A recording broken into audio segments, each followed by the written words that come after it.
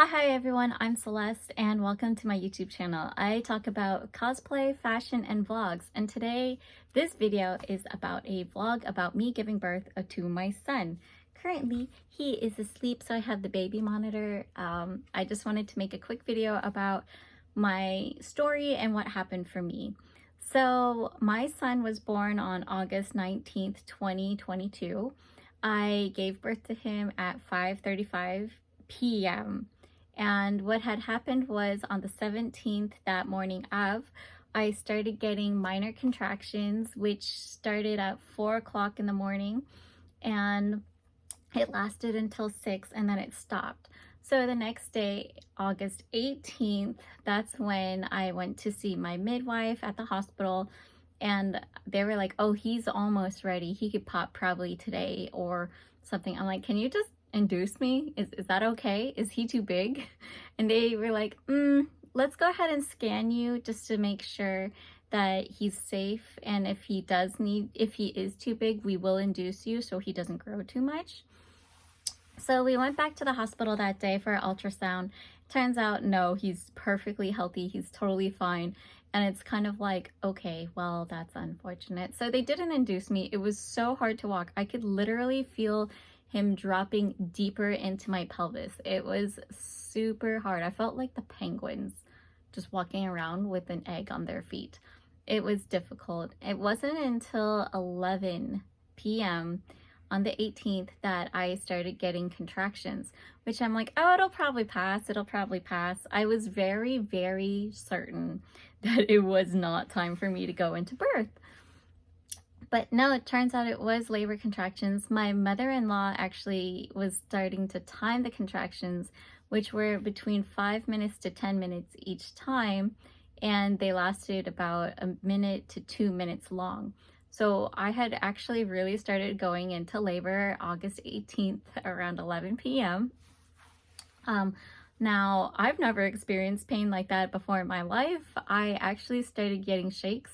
I couldn't stop trembling. So like I was literally like this, and we actually went to the hospital around 2 p.m. No, 2 a.m. excuse me, because my water had broke. Everything just came out all at once. It was like a huge gush. Like take a water balloon and just go it wasn't a simple trickle, it was a lot. And I was trying to walk to the car saying like, okay, I don't feel good. I think I need to go to the hospital. I need to go to the hospital. And when I was walking close to getting out of the door, my water had literally broke. So we had called the midwife at the hospital and they're like, okay, how much did you lose? I'm like, I lost a lot. It's definitely like a big glass full of water or something. Something came out and it was just too much for me to know.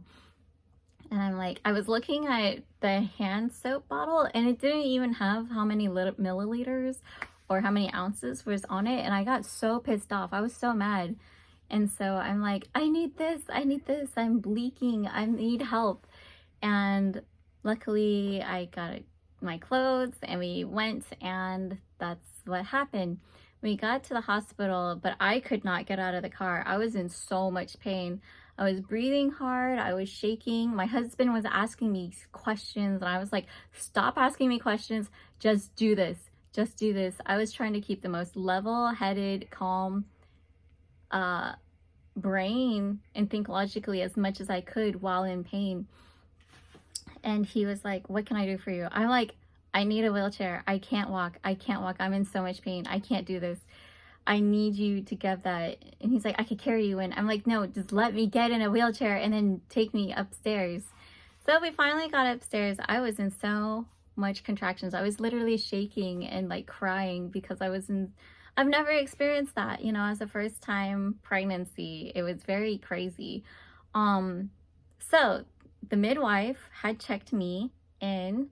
It's around 2:30 at that point, and she had checked and seen how dilated I was, and I was only about like 2 centimeters, excuse me, which is like this big. And they're like, yeah, you're not ready to be in the hospital just yet. So what we're gonna do is give you a cocktail.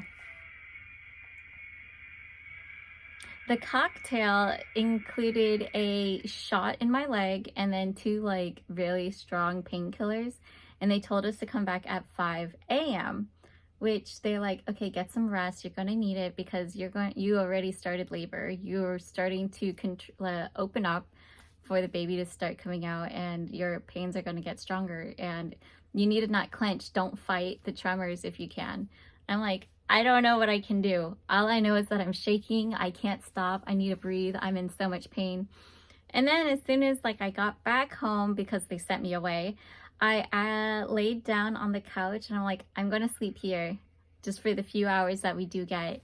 And actually I slept like a baby. Those painkillers, the cocktail, oh my God, it made me feel so good. So I fell asleep, and then my alarm went off for 5 o'clock to go back to the hospital. Luckily the hospital's like 10 minutes away by driving, so it's really simple to get there.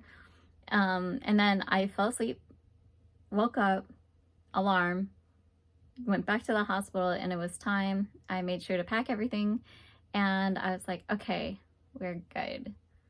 And I wasn't shaking anymore. The midwife that was on call was still like, oh, you look so much better. I'm like, yeah, think those painkillers really worked. So anyways, they checked me again, and then they were like, okay, let's get you a birthing room. And the birthing room was so big. Very happy with how that came out.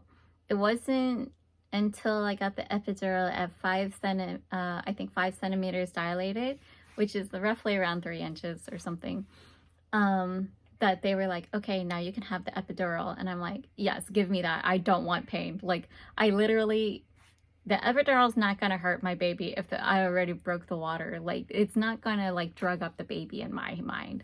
Like, modern medicine, give it to me. I love modern medicine. Thank you, thank you, thank you to all the scientists and doctors out there that are making our lives easier with modern medicine. Thank you. Because without the epidural, I can tell you, I would be screaming like a banshee. I would be the cat that howls at night that you want to chuck your boot at. Because the contractions as the day went on hurt so bad. And the worst part is the epidural actually gave me a fever because I tested positive for GBS, I believe, which is like a minor bacterial infection, but they had to administer antibiotics to me, and that caused me to break out in a fever, and my body wasn't calming down, so they had to lessen the epidural, which then I had a lot more pains, and I was like, oh my God, I'm in so much pain, please give me the painkillers back. And I've never felt like so unworthy. They're like, you need to start pushing, you need to push him out. And we started pushing at 4 o'clock.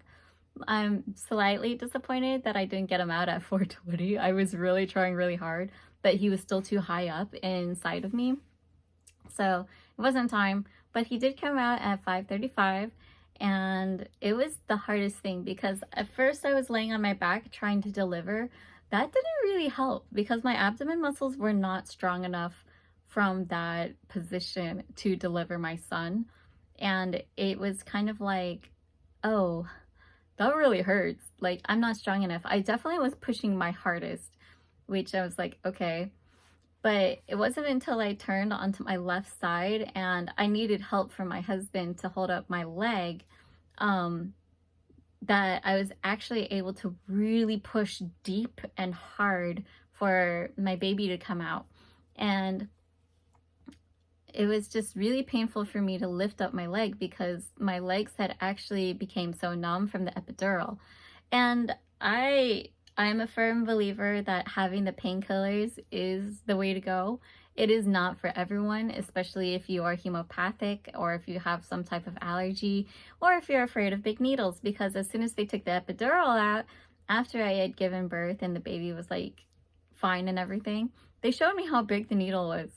And I'm just like, I'd do it again. Give it back to me, coach. Like, I'll take the epidural again because that saved so much pain and agony.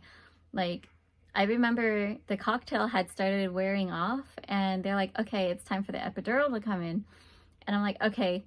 At that point, during that time, I think that was around 12, I was starting to shaking again. And I'm like, I'm trying my best to not shake, but I'm in so much pain.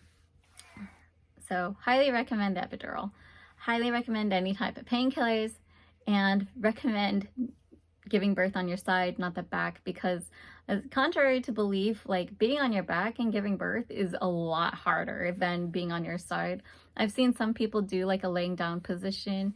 Honestly, everyone's bodies are different. Yes, we all are human, but our genetic structures and how our past generations have done things are very different. So I have to say, as soon as my son gave birth, like I gave birth to him, it was the weirdest feeling just to have his head out and then his body still in me. Oh my God. So I guess the biggest takeaways that you can have from this video, because it's now almost 11 minutes long, my bad, and it's like a straight upload. The grossest thing that has ever happened is definitely giving birth to the placenta. That was gross. It's not the actual baby, it's the placenta. Second most grossest thing is when your water breaks and it's a gush of fluids, because it literally feels like a water balloon just like splooshing out of your pants. And it's like, you know, something has horribly gone wrong. And luckily I got most of it inside the toilet, which sounds gross, but I was already really close to a toilet because we have a toilet right by the front door. Not like right by it, but there's a bathroom, powder room right by it, so it's okay. Thirdly, definitely get painkillers. I honestly think a half a day's worth of painkillers is not going to affect your baby. Some people think it will, some people don't think so. It really helped me, and if it's not for you, it's not for you. Like, that's just part of my story. Was so excited to see my baby come out, and when he came out, it was just like the craziest thing. I'm like, this was growing in me? This little guy? And I'm so excited that I'm now a mother. So I'm a firm believer in pro-choice. I believe that my body won't ever be the same again. I have stretch marks. I have larger boobs now. The swelling in my feet is gone, but I just have to say, like, becoming a mom was my choice. There's a fly in my house. It was both my husband's and my choice to get pregnant. And for anyone out there thinking that it is God's choice, it's like, no, it takes two cells to come together, and that's what we wanted. And it didn't take long before we actually had a baby. 9 months long. So pro-choice, get the epidural. Get some help. Like, I can't believe that the midwife was like, oh yeah, you know, you did so well, you could probably just do a home birth next time and you don't have to be here. I was like, I will not do a home birth. Oh my God, just the amount of like dirt that came out, like the amount of blood, the amount of liquids, the amount of things that you need to do was so hard. But yeah, thank you so much for watching this video. I know this became a lot longer than what it was supposed to be, but I just wanted to share this birthing story with you. It's something that has been on my mind that I've been wanting to share since my postpartum recovery. I'm not really depressed. A lot of people get that, but I just wanted to share my story, and maybe it will help someone else out there. Thank you so much for watching. If you like this video, make sure to check out some of my other vlogs that I upload. And if you haven't seen my son, go check out some of my shorts. He's so cute. I think he's starting to wake up anyways, so I'm going to leave it at that. Remember to like and subscribe if you have anything that you want to share about your birthing story, or if you have any pre-assumptions about kids, let me know with a comment down below. And remember to stay inspired and be creative, and I will see you in a future video. Bye!